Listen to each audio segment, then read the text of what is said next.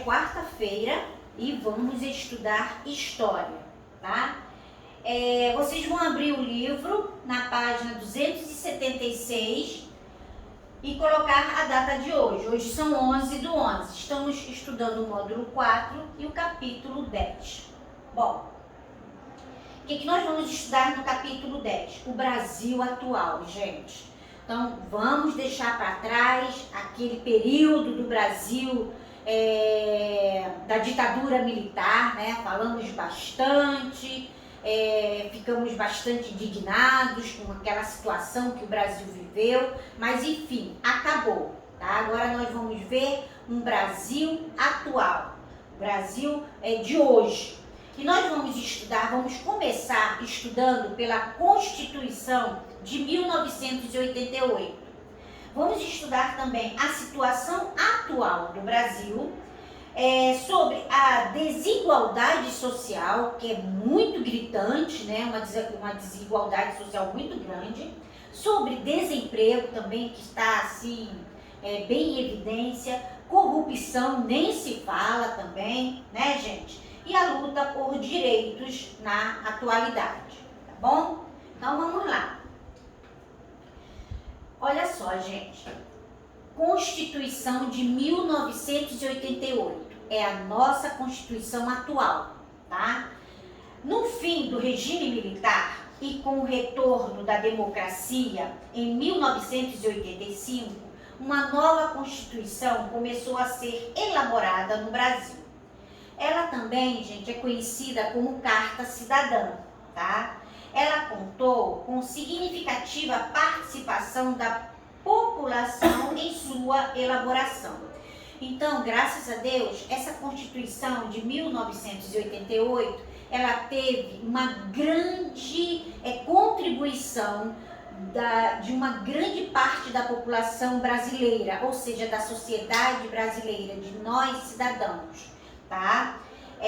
Além de se mobilizarem em manifestações e comícios, muitas organizações da sociedade civil elaboraram propostas de emendas populares às leis da Constituição. Para vocês entenderem, o que são as emendas populares? Gente, são propostas sugeridas pelo povo para alterar a lei, tá? O documento,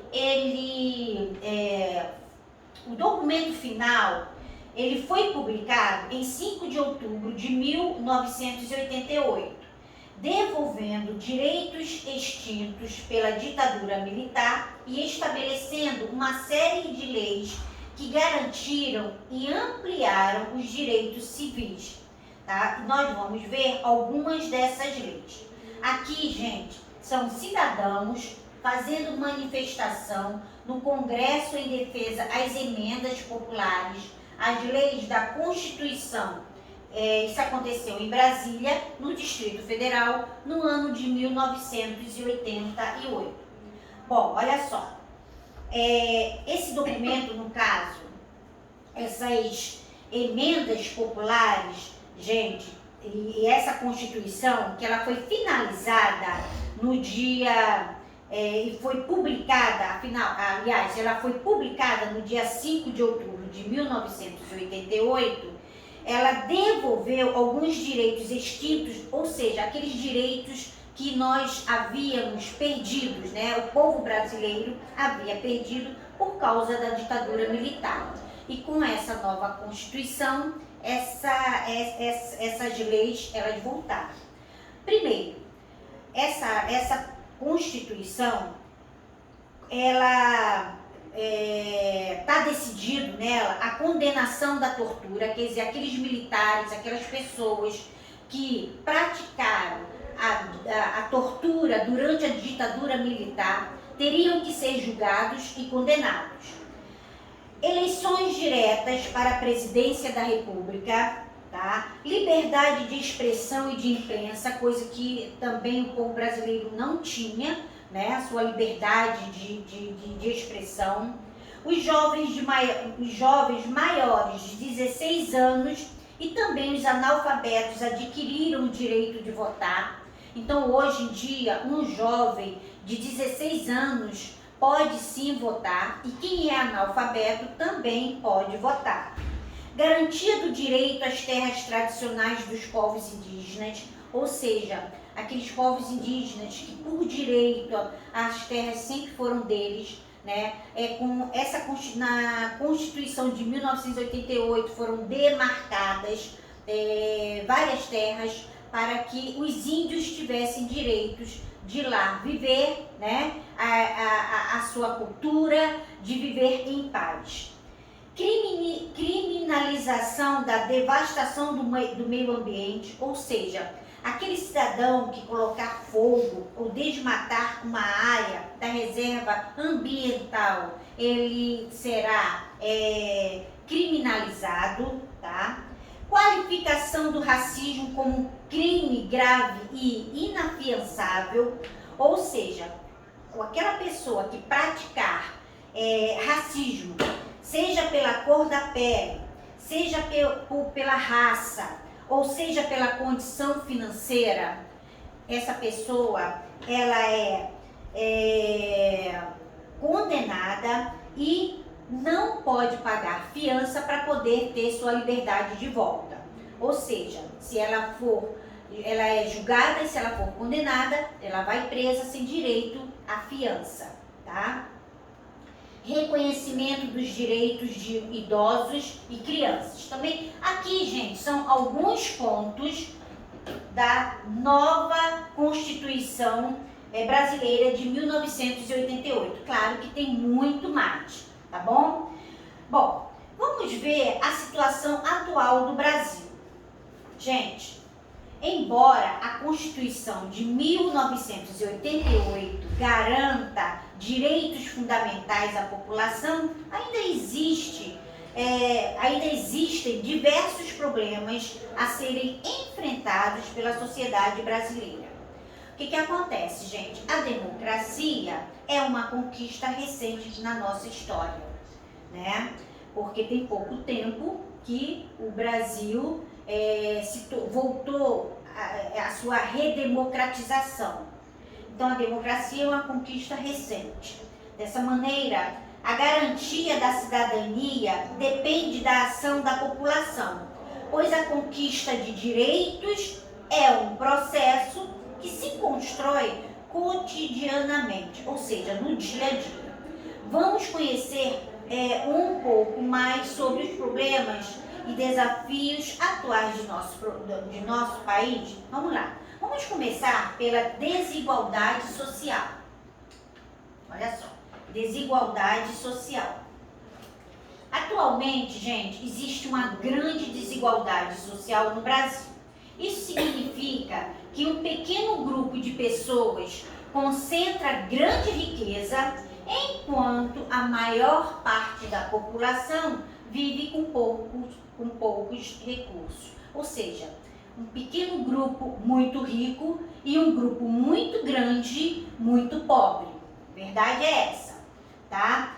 A desigualdade na distribuição da riqueza causa diversos problemas. O que acontece, gente? Ela dificulta, por exemplo, o acesso de pessoas pobres a uma formação profissional de qualidade, tá? E sendo assim, torna-se mais difícil para elas conquistar melhores condições de vida. Quando diz assim, ó, a desigualdade na distribuição de riqueza causa diversos problemas e uma delas dificulta o acesso de pessoas a uma formação profissional de qualidade, o que isso significa? Significa que os filhos das pessoas ricas, né, estudam nas melhores escolas, né, têm acesso a uma educação de melhor qualidade e assim fica mais fácil a pessoa ingressar numa universidade federal ou estadual. Já a pessoa que tem menos condições pode até estudar numa faculdade, tem que pagar a faculdade, uma faculdade particular. Porém, para competir com aquele que tem uma formação melhor para entrar numa universidade federal ou estadual, fica mais difícil, né? Então é isso. infelizmente, é assim que acontece. Os filhos dos mais ricos estudam em universidades públicas e as pessoas mais pobres têm que pagar a sua faculdade, tá? Agora, graças a Deus, gente, existem programas de combate à pobreza que melhoram as condições de vida de milhões de brasileiros nas últimas décadas. Porém, ainda há milhões de pessoas em situação de pobreza extrema no nosso país. Apesar desses programas que o governo lança, né, para amenizar um pouco a pobreza, mesmo assim ainda é gritante o problema das pessoas ricas com as pessoas pobres, como mostra que essa desigualdade social, ela fica evidente quando vemos prédios de alto padrão, que está aqui mostrando, ó, próximo a moradias precárias, tá? Aqui, gente, a favela em São Paulo, tá? Em São Paulo não, desculpa, a favela em Salvador, na Bahia. Então aqui, ó, uma área carente de Salvador com a área nobre de Salvador. E aqui no Rio nós vemos isso bastante, na Zona Sul, né? A parte lá de Copacabana, Ipanema, tem que é a área rica e também tem a área bem precária, que são os morros, o Morro de Santa Marta, a Rocinha e outros mais, tá? Desemprego, gente, vamos lá. O desemprego, que está tão falado agora, principalmente por causa da pandemia. Depois que aconteceu nesse ano de 2020, a pandemia, né, o mundo, não só o Brasil, como o mundo inteiro, entrou numa recessão e o desemprego aumentou muito, tá? Então, o desemprego é um dos maiores problemas de nosso país nos dias atuais. Nos últimos anos, o baixo crescimento econômico nacional provocou demissões em diversos setores e redução da oferta de empregos. De acordo com estudos recentes, a taxa de desemprego em dezembro de 2016, presta atenção aqui no ano 2016, era de 11,9% da população economicamente ativa. Agora, gente, eu vi há pouco tempo no jornal, né, dizendo que o desemprego está muito alto. No Brasil está chegando a quase 15%, tá? Então é muita coisa. Bom, aí o que acontece? Para não ficarem sem renda, muitas pessoas acabam entrando no mercado informal, ou seja, trabalham sem carteira assinada e sem direitos trabalhistas assegurados. Então, na imagem, a gente está vendo aqui um vendedor ambulante comercializando os seus bonés, né? Então, o que acontece? Está trabalhando, mas em compensação não tem os direitos garantidos na CLT, tá? Não tem direito a férias, não tem direito a repouso remunerado, né? Não tem direito, se acontecer alguma coisa, algum acidente, não tem direito de ficar encostado pelo INSS, então perde muita coisa, tá? Bom, e agora nós vamos falar sobre um assunto que está também, ainda mais agora que a gente está perto das eleições, né? E está sendo falado a todo momento, que é a corrupção. A corrupção é um antigo problema brasileiro, entretanto, por envolver pessoas influentes, ela nem sempre foi combatida com rigor. Nos últimos anos, algumas instituições, como a Polícia Federal e o Ministério Público, alcançaram maior autonomia e passaram a intensificar o combate à corrupção, gente, como a Lava Jato. Né? Nós temos o exemplo da Lava Jato. Assim, diversos políticos e grandes empresários corruptos têm sido punidos. Mesmo com esses avanços, é necessário um comprometimento maior de toda a sociedade brasileira na fiscalização contra casos de corrupção de qualquer espécie. Então, é um dever de todo cidadão brasileiro, tá? De estar de olho, prestar bem atenção no que as prefeituras, no que os estados, no que o presidente do Brasil está fazendo com o dinheiro do povo brasileiro, ou seja, de nós cidadãos, tá bom? Vamos lá. Bom, a luta por direitos na atualidade. Nos últimos anos, muitos grupos da sociedade têm se mobilizado para lutar por seus direitos. Veja a seguir alguns desses grupos. Um deles, gente, foi a demarcação das terras dos povos indígenas, que é um direito reconhecido pelas leis brasileiras, tá? Tá na Constituição. Isso garante que esses povos tenham acesso à moradia, ao uso sustentável da terra e à continuidade de suas tradições, tá? Bom, a prática do racismo,